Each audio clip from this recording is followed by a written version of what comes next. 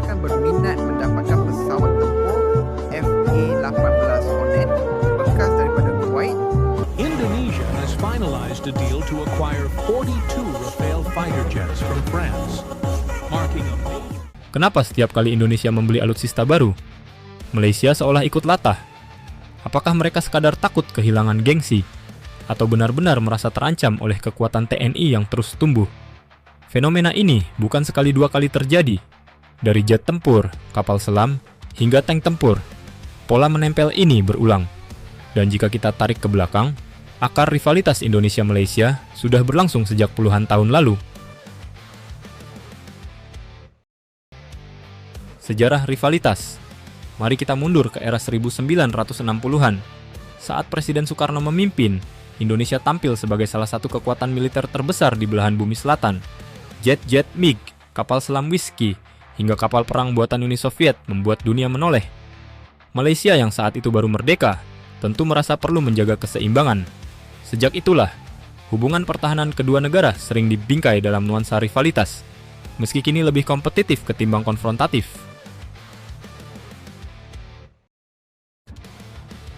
Saling menempel di udara.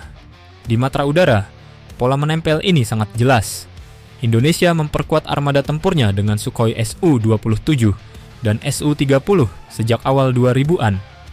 Tak lama kemudian, Malaysia membalas dengan Su-30M KM, varian yang bahkan punya fitur lebih canggih.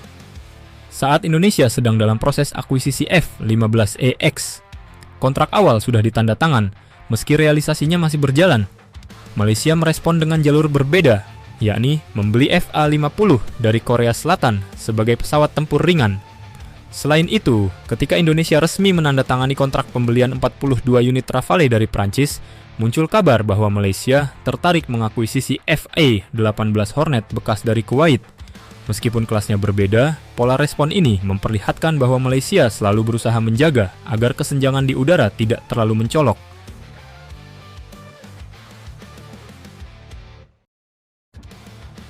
Laut dan kapal selam. Di laut, Malaysia memang lebih dulu memiliki kapal selam. Mereka menandatangani kontrak pembelian 2 unit Scorpène pada tahun 2002, yang resmi dioperasikan sejak 2009. Indonesia sempat tertinggal dan baru menyusul dengan kapal selam kelas Nagapasa pada periode 2017 hingga 2021. Namun situasi kini berbalik.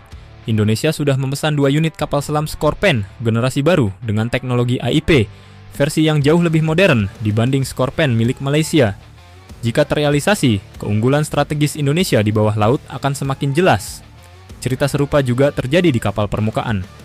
Ketika Indonesia membeli fregat Marta Dinata Class, Malaysia langsung merespon dengan proyek Littoral Combat Ship Maharajalela. Sayangnya, proyek itu molor lebih dari 1 dekade dan belum juga rampung. Sementara itu, TNI Angkatan Laut terus melangkah maju. Saat Indonesia mendatangkan fregat Brawijaya Class yang lebih besar dan lebih modern, TLDM masih bekerja keras mengejar ketertinggalan dengan Maharajalela, yang kelasnya pun masih berada di bawah Brawijaya.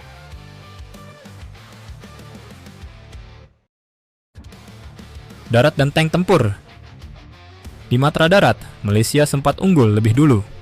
Sejak awal 2000, Angkatan Darat Malaysia mengoperasikan tank tempur utama PT-90 Satuwardi buatan Polandia, turunan dari desain T-72 Soviet. Tank ini cukup tangguh di masanya, meski sudah tergolong generasi lama. Indonesia kemudian merespon dengan lompatan besar, akuisisi ratusan unit Leopard 2A4 dan Leopard 2 Revolution dari Jerman. Tank ini battle-proven, modern, dan berada di kelas yang berbeda dibanding PT-91. Dari segi proteksi, sistem kendali tembak, hingga daya gempur, Leopard jauh lebih unggul. Lebih dari itu, modernisasi TNI Angkatan Darat tidak berhenti pada tank. Indonesia juga memperkuat pasukan dengan kendaraan tempur infanteri Marder, artileri Caesar, hingga MLRS Astros, menciptakan kombinasi daya tempur darat yang lebih modern dibanding Malaysia. Artinya, jika Malaysia pernah lebih dulu, kini TNI Angkatan Darat justru berhasil membalik keadaan dengan membangun kekuatan darat yang lebih kredibel, sekaligus menaikkan prestasi Indonesia di kawasan.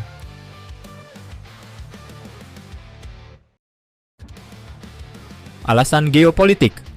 Lalu, mengapa Malaysia sering terlihat menempel langkah Indonesia? Alasan pertama dan paling mendasar adalah geopolitik. Indonesia dan Malaysia berbatasan langsung, baik di darat maupun laut. Di Kalimantan, perbatasan dengan Sabah dan Sarawak membentang ribuan kilometer. Di laut, kedua negara berhadapan di Selat Malaka, Laut Sulawesi, hingga Laut Natuna Utara, wilayah yang strategis dan rawan sengketa. Sejarah pun mencatat rivalitas yang nyata. Pada tahun 2002, Malaysia memenangkan sengketa Sipadan Ligitan di Mahkamah Internasional, sebuah pukulan diplomatik bagi Indonesia. Belum lagi ketegangan di Blok Ambalat yang beberapa kali melibatkan kapal perang kedua negara. Fakta-fakta ini membuat Malaysia sadar, menjaga keseimbangan kekuatan dengan Indonesia adalah kebutuhan strategis, bukan pilihan. Apalagi di level kawasan, Indonesia kini semakin aktif di Laut Cina Selatan dan memperkuat klaimnya di Natuna. Malaysia, yang juga punya kepentingan di sana, tentu tidak ingin terlalu jauh tertinggal dari tetangga besarnya. Dengan kata lain, setiap kali Indonesia memperkuat militernya, Malaysia merasa harus ikut bergerak. Tidak untuk benar-benar menandingi, tapi setidaknya untuk menjaga agar jarak kekuatan tidak semakin melebar. Faktor prestige. Alasan kedua adalah faktor prestis. Di Asia Tenggara, kekuatan militer bukan hanya alat pertahanan, tetapi juga simbol status sebuah negara. Jet tempur modern, kapal selam canggih, atau tank tempur utama sering dijadikan etalase kebanggaan nasional. Media akan membandingkan, publik akan menilai, dan negara lain pun akan menghitung ulang posisi diplomatik Anda. Bagi Malaysia, prestis ini penting.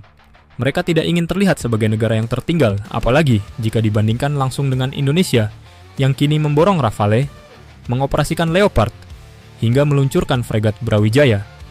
Meskipun kemampuan finansial mereka lebih terbatas, setiap akuisisi alutsista baru tetap memberi pesan simbolis.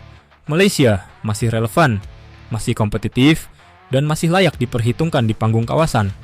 Dengan kata lain, sebagian dari belanja militer Malaysia bukan semata soal kebutuhan teknis, tetapi juga soal menjaga gengsi politik dan martabat nasional. Jadi apakah Malaysia benar-benar selalu mengikuti langkah Indonesia? Jawabannya, ya dan tidak. Ya, karena pola responnya berulang kali terlihat, dari udara, laut, hingga darat.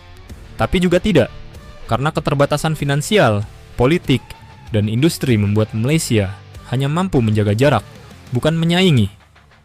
Artinya, yang kita saksikan lebih banyak adalah politik simbolis. Malaysia ingin menunjukkan bahwa mereka masih relevan, meskipun kenyataannya Indonesia kini sudah menjadi pusat gravitasi militer di Asia Tenggara. Pertanyaannya sekarang, apakah Malaysia akan terus berada di posisi mengikuti setiap langkah Indonesia? Ataukah mereka akan memilih jalur berbeda, misalnya berfokus pada drone, perang siber, atau kerjasama pertahanan dengan negara-negara besar? Yang jelas, setiap kali Indonesia melangkah, mata kawasan ini, dan tentu saja mata Malaysia akan ikut menoleh. Bagaimana menurut Anda? Apakah Malaysia sekadar ikut-ikutan atau sedang memainkan strategi cerdasnya sendiri?